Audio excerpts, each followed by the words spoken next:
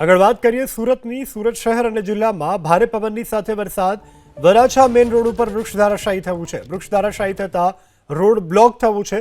Fire વિભાગની ટીમે ઘટના સ્થળે પહોંચી અને આ જે મહાકાય વૃક્ષ છે તેને હટાવવાની કામગીરી શરૂ કરી છે. તો અત્યારે ફાયર વિભાગની ટીમ ઘટના સ્થળ ઉપર છે. વરાછા મેઇન રોડ ઉપર આ વૃક્ષ ધરાશાયી થયું છે, જેને કારણે અહીંથી પસાર થતા વાહન ચાલકો જે છે તેમને ભારે હાલાકીનો સામનો કરવો પડી રહ્યો છે. જોકે તાત્કાલિક જ ફાયર વિભાગનો કાફલો ઘટના સ્થળ ઉપર આવી પહોંચ્યો છે અને આ જે વૃક્ષ છે તેને હટાવવાની કામગીરી કરવામાં આવી રહી છે. અમને કંટ્રોલમાંથી કોલ મળેલો કે મિની બજાર રિલાયન્સ મોલની સામે કંઈક ઝાડ પડેલું છે. તેમાં કંઈ વાવાઝોડાથી કે નુકસાન થયેલું હતું અને એનાથી ઝાડ પડેલું હતું. તો ઝાડ કાપીને સાઈડ પર કરી દીધું છે, રસ્તો ખુલ્લો કરી નાખેલો છે. કોઈ જાનહાની ઈજા કોઈ છે નહીં.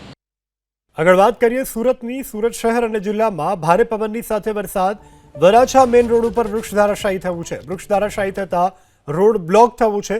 ફાયર વિભાગની ટીમે ઘટના સ્થળે પહોંચી અને આ જે મહાકાય વૃક્ષ છે તેને હટાવવાની કામગીરી શરૂ કરી છે.